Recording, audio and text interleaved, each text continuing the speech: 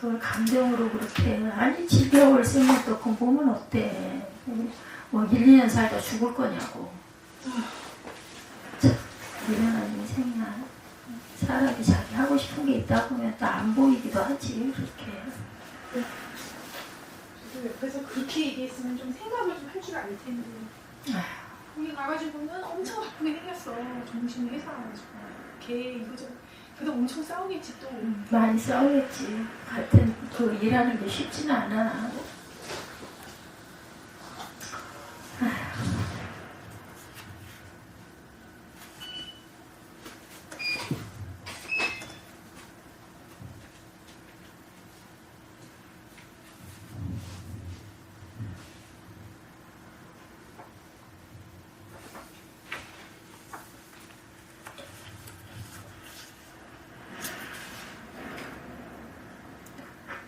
할렐루야 샬롬 하고 우리 인사합니다. 할렐루야 샬롬 샬롬 샬롬 샬롬 샬롬.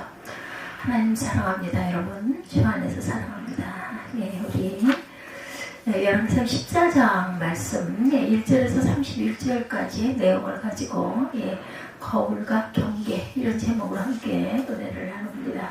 1절 역대상 열왕기상 14장 보니까 1절 그때 여로보암의 아들 아비가가 병든지라 이렇게 시작을 하고 있어요. 여로보암의 아들의 죽음이 여기에 나옵니다. 마지막 30절 31절에 보면 르호보암과 여로보암 사이 항상 전쟁이 있습니다. 남과 북이 항상 대치를 했어요.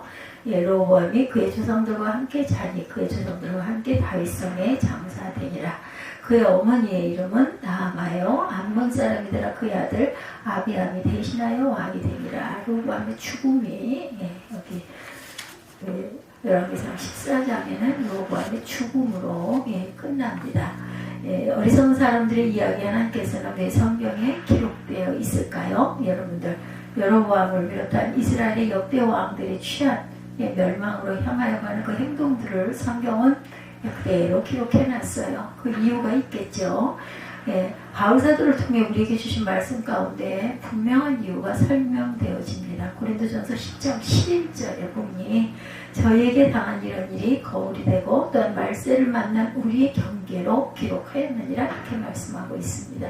오늘 본문에 등장하는 여로보암이나 그의 아내의 모습이 우리에게 거울이 되고 경계가 된다는 거죠. 거울을 보고 자기의 모습을 단정하는 것처럼 성경에 나타나는 어리석은 자들의 모습을 보면서 자기를 살피도록 하기 위해서 기록하고 있어요.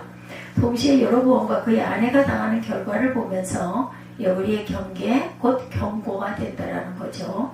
하나님께서 아무런 이유도 없이 여로보암과 그 아내의 사건을 성경의 페이지 수를 채우기 위해 넣은 것이 아니다.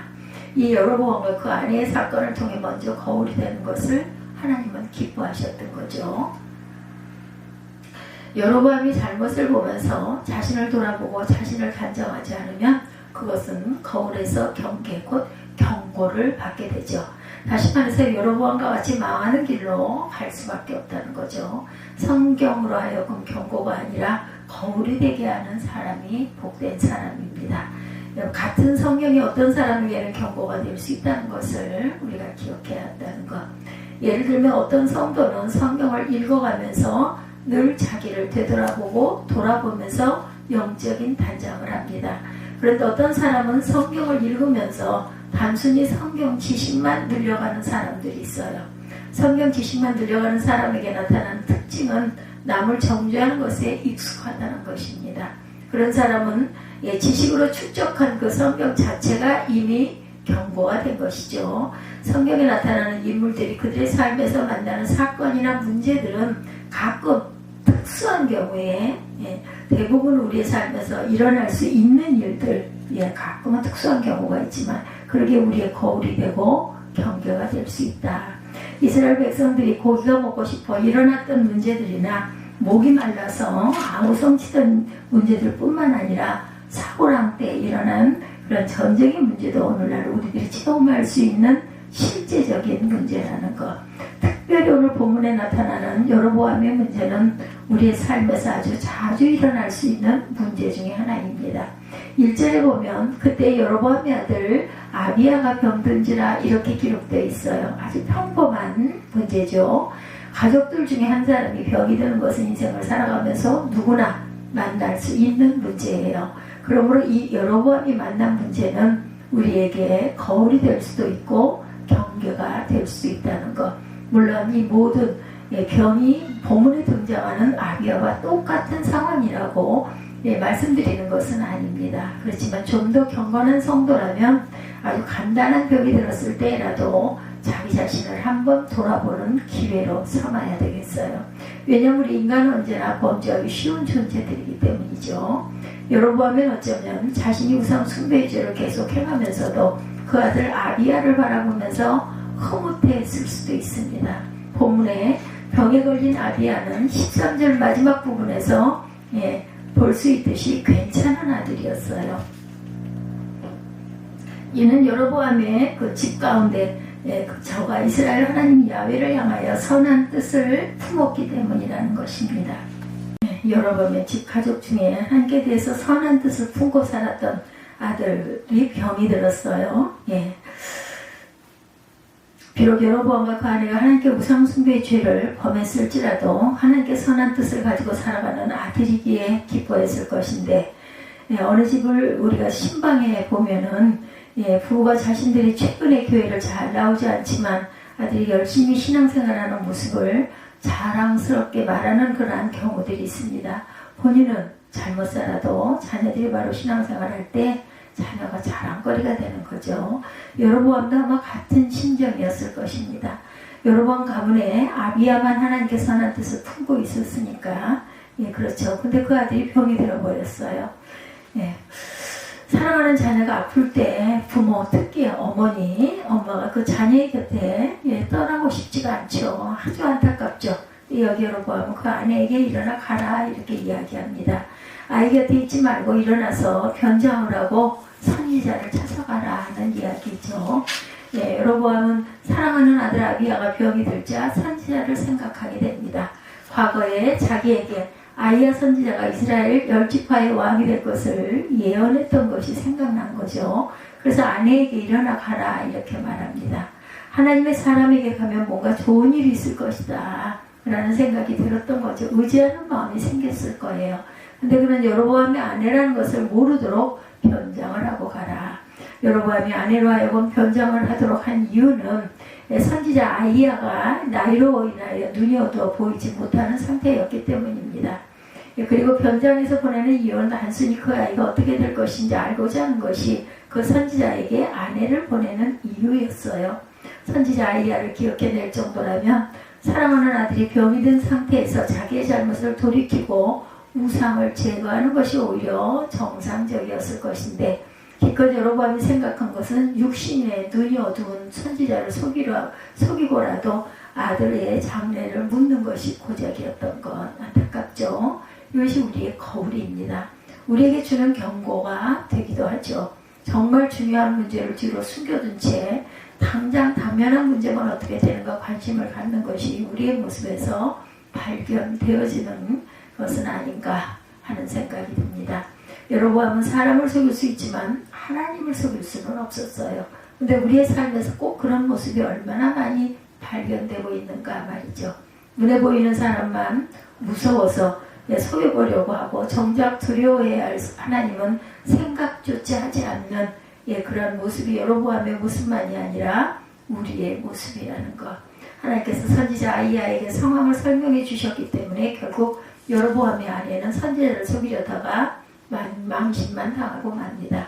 차라리 병든 아들 곁에 앉아 있었다면 그런 망신은 당하지 않았겠죠.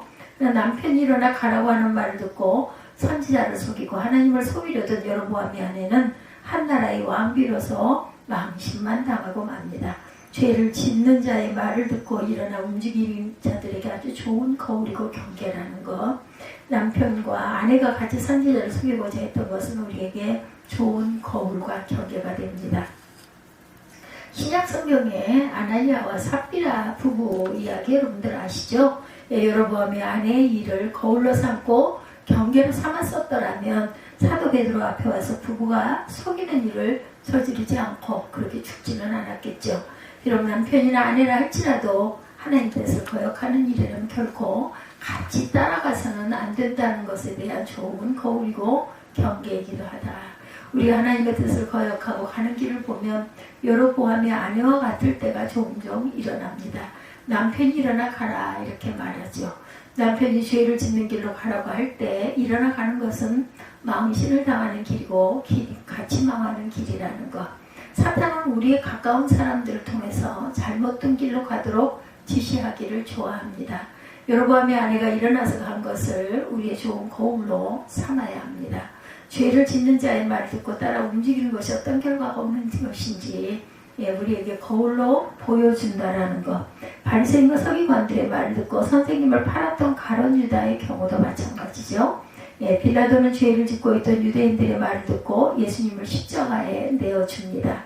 참 많은 성도들이 분명히 신앙인으로 잘못된 길을 알면서도 어쩔 수 없이 일어나서 가죠. 그것은 같이 망하는 길이라는 것. 그런데 참 심각한 문제가 여기 있어요. 자기들은 그래도 잘 살았다고 주장하고 고집합니다. 여로보암은 그래도 자기의 문제를 놓고 선지자에게 사람을 보내었다고, 그것도 아내를 보내었다고 주장할 거예요. 하나님의 뜻을 과거에 정확히 알려주었던 그 선지자에게 아내를 보냈던 것으로 자기 할 일은 이제 다 했다라고 생각할 수도 있겠죠. 기도도 할 만큼 했다는 거예요. 피서지에서 예배를 드리던 결혼식장 옆에서 예배도 참석했고 헌금도 내가 할 수 있는 만큼 했다. 근데 왜 아이가 아프냐는 것을 주장합니다. 하나님 앞에라도 할 만큼 했는데 왜 이런 문제가 생기느냐 이렇게 말하죠. 즉 여로보암과 같다. 근본적인 문제는 해결하지 않고 선지자에게 사람을 보냈다는 것만 붙잡습니다. 아내에게 변장을 보냈던 어떻게 했든 아내를 선지자에게 보냈다라는 거죠. 베델과 단에다가 우상을 만들어서 예배를 하든 어떻든 예배를 했다고 주장하는 것과 똑같은 모습이죠. 어쩌면 우리의 모습이 아닌가 싶습니다. 이것이 우리의 거울이 되어야 되겠다. 그렇지 않으면 경고가 된다는 것을 잊지 말아야 되겠죠.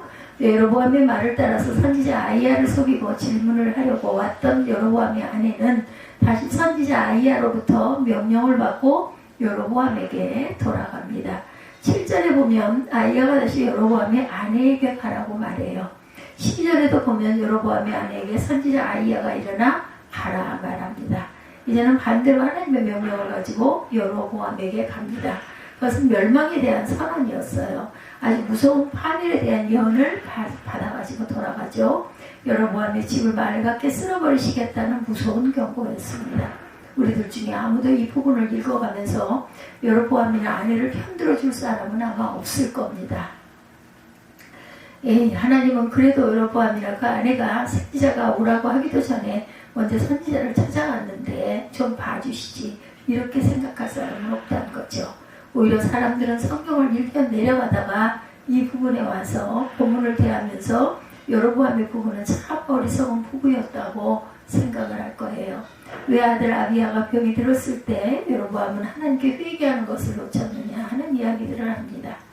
또 선지자 아이야가 무서운 그 멸망에 대한 경고를 할 때도 왜 여로보암의 아내는 그 자리에서 회개할 줄을 몰랐느냐 이야기를 하기도 합니다. 그래서 이런 것이 오늘 우리의 모습은 아닐까. 하나님께서 지금도 우리에게 회개하고 바로 살 기회를 계속 주시는데 우리들이 본질적인 문제를 뒤로 한 채 현실만 적당히 넘어가려고 하는 상태는 아닌가 말이죠. 이것은 우리의 참 좋은 거울이라는 것, 그리고 경계입니다. 바벨론으로 포로가 되어 끌려간 이스라엘 백성들에게 하나님께서는 이 열왕기서를 읽도록 합니다. 다시 말해서 여로보암과 그의 아내의 모습은 포로된 이스라엘 백성들에게 좋은 거울이고 경계였어요. 사랑하는 아들이 병이 들었던 것처럼 그에게도 문제가 있었습니다. 포로라는 고통의 문제였죠. 그렇지만 그것은 아직 하나님 앞에 자기 자신을 돌아볼 기회였고 회개의 기회였다라는 것. 오늘 우리들에게도 역시 여로보암과 같은 그 아내의 이야기는 하나님께서 주시는 좋은 거울이라는 것을 잊지 마십시다. 이제 2024년이 2월이 다 갔어요. 이 여로보암에게 주시는 경고가 우리의 경고가 되지 않고 우리 거울이 될 수 있도록 깊이 돌아보는 그러한 계절이었으면 좋겠습니다. 그러한 연초였으면 좋겠습니다. 나는 기도도 할 만큼 했다고 그렇게 변명하거나 고집 부리지 마십시다. 나는 예배도 드렸다고 버티지 말고 근본적으로 해결되어야 할 문제가 있지 않은지 돌아보셔야 할 줄로 믿습니다. 여러분과 그 안에의 어리석음이 우리의 거울이 되어야 합니다.